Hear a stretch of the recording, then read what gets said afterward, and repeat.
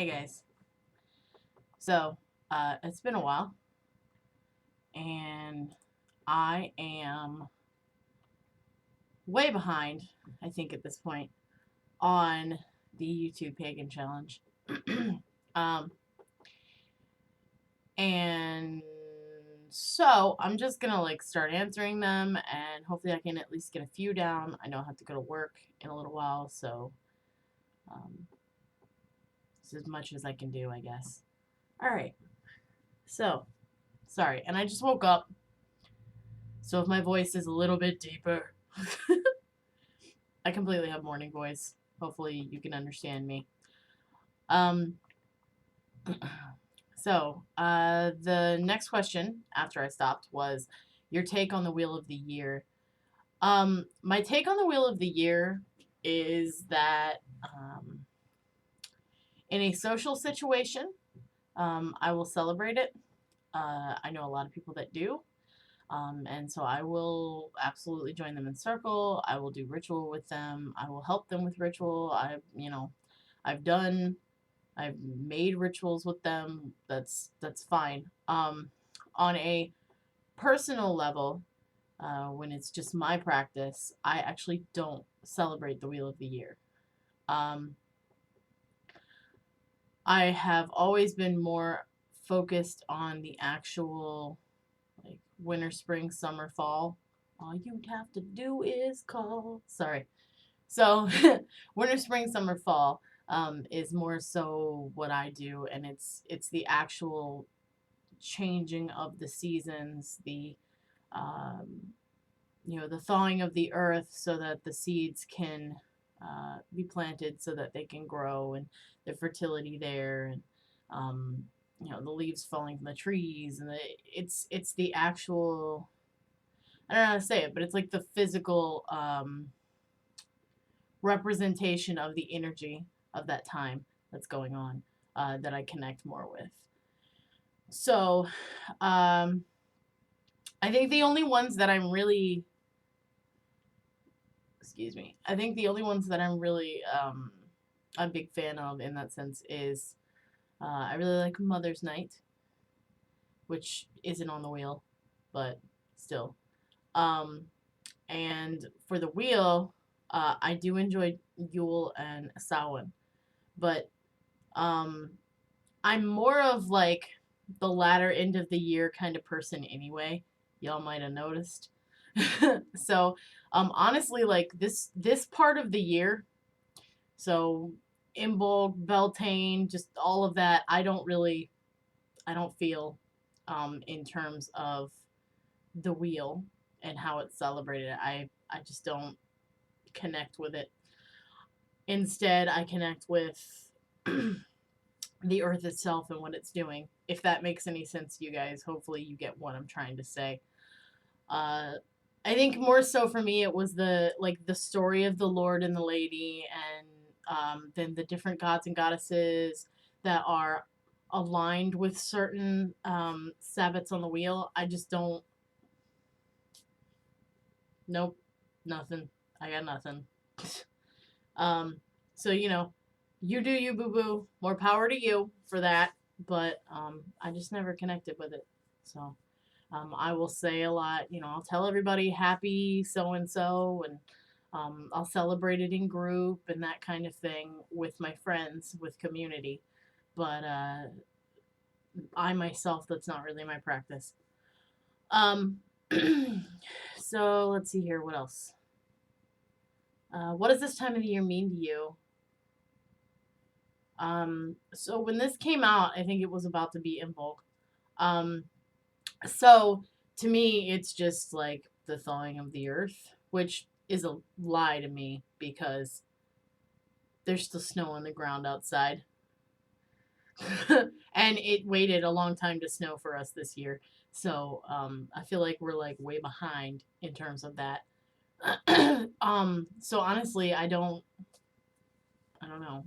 It's this time of the year is when you're beginning to come back from that rest, that time of reflection that you've taken, and the sun is kind of pulling you outside to be more active. but it's not quite time yet. So that's what it means to me. Let's see. What are your cultural influences? Okay, so um, I I would have to say the most influential is definitely a lot of native culture, um, and a lot of um, Norse, Anglo-Saxon, kind of like the heathenry in general. Um, but I don't. I am a melting pot, so I don't expect to be one traditional thing. It's just not. I'm not traditional. Y'all might have noticed. So, um, I do my best to honor them with what I know and what I can practice, and what my ancestors tell me. But um, I am a culmination. I'm a melting pot. I am. I like to tell people that I am Plymouth Rock personified because I have the native and like the Anglo-Saxon and all that, and yeah. Anyway, so those are my main cultural influences. I also have a lot of knowledge and intrigue in terms of Greek mythology and such. Um, that started when I was pretty young, with Persephone, and it just kind of grew. Um, so, yeah. All right. How do you view sacred texts and mythology? I haven't really watched other videos on this, so I don't know how everybody answered, like what area they went with this question, because it's kind of an open sort of question. You can go in a lot of places with it, I feel like. But how do I view it? Um, I view it a lot. I think it's fascinating. Um, I think that we need to consider that men wrote this, and so that it might it might not be translated directly. What am I trying to say? The translation, like, for anyone who's ever channeled, it's like sitting at the end of a tunnel and someone shouting down the tunnel at you. And sometimes it gets a little morphed by the time it gets there, like phone tag. So I think that there's something to be said for like human error in that sense. But I also think so. We should look at it with um, sort of an analytical side, I think, to some extent, and realize that whoever wrote it is going to have certain leanings anyway, like Snorri Sturluson. Uh, yeah, exactly. Or Sturluson. I always say his fucking last name wrong because I want to turn it into something else. So hold on here. Sturluson. Thank you. One day I'll get that. But, it's only taken me years and years and I still don't. My bad. It doesn't stick. I'm sorry. So, yeah, I think that we need to realize that it still was written a lot by man. Um, those that were written. But I think that they're incredibly helpful. I think that they're really good for finding the meanings and the priorities of a lot of really old cultures, and I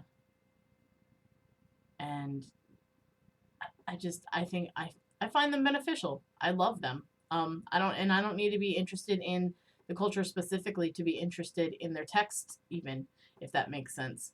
I just really like learning about that kind of thing. Okay, and then do I? I don't know. Do you have / how did you find a matron and patron? Oh Lord, this one gonna be a little long.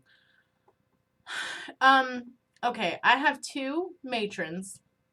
And one who I guess you could call my patron, I think of him more as like a grandfather. Um, so I wouldn't necessarily put him like way up as patron, but that's not to say that he isn't pretty powerful anyway. But anyway, so I work with Hecate and Hel, Hel, the goddess of the underworld, and I realize that one is Greek and one is Norse. But fuck, who am I to tell them, right? So they all came to me. And matter of fact, Hel's been with me for a long time, and I didn't realize um, until I was probably like 25. I'm 32 now, but um, she like when I realized, I thought back, and it's like I can remember in childhood instances that correlated to her. But anyway, um, so I work with Hel, and she is my Volturi. Um, and I work with Hecate. I'm sorry. Haven't been up long. And then I work with Hecate, and she is basically like my family matron because she is my mother's goddess as well. My mom and I actually both have a Hecate wheel tattooed on the top of our left foot. So, yeah, to symbolize like the women that in our family that walk that path. So, yeah. Um, what else? Odin is seen as like a grandfather. A I don't know. He has a shrine in my heart. Um, and Odin, like I was a little intimidated to work with at first, but he just like announced himself and was like, "Yep, well, wink, we're here." um, Hecate smacked me upside my head, literally. Um, and because I didn't like, she was my mom's goddess, I didn't want to do. I wanted my own, and she's like, "Well, whap. Guess what? You get me." um, and Hel came to me through a channeling and an experience that happened at my house at the same time. It was kind of crazy. And I was able to have, I don't know, a life changing conversation with her. And ever since, it's been, I don't know, that's been my life. I don't know. Is there anything else? Any others? Sorry. Whew. Um, no, I think that's it. And then let's do number 9 since I'm here. And this video is only 13:33 so far. Wow, how'd I do that with all these questions? Do you keep a journal / diary of your experiences? No, not really. I have started keeping a dream journal of sorts because I be having them native dreams, yo. So, um, I've always got shit happening in my dreams or coming to me and messages and like all kinds of stuff. So, I am keeping a dream journal lately. I used to when I was little, but I stopped. Let's see. I keep a tarot journal occasionally that I update, but I'm not good at that. I'm not good at updating. I just usually remember the cards. Um, and that's it. I don't really. I don't do Book of Shadows. I don't do a grimoire. I don't do any of that. I have notebooks where I scribble things. And some of them are mundane and some of them are not. And I just go back and look through all the shit. And then I have like files and things that have rituals and stuff. So they're kind of like separated. But anyway, so those are my answers to the questions. And yeah, so what? I got 4 through 9. I think I'm good at this. Speed questioning. Anyway, I love you guys. I will see your faces later. Bye.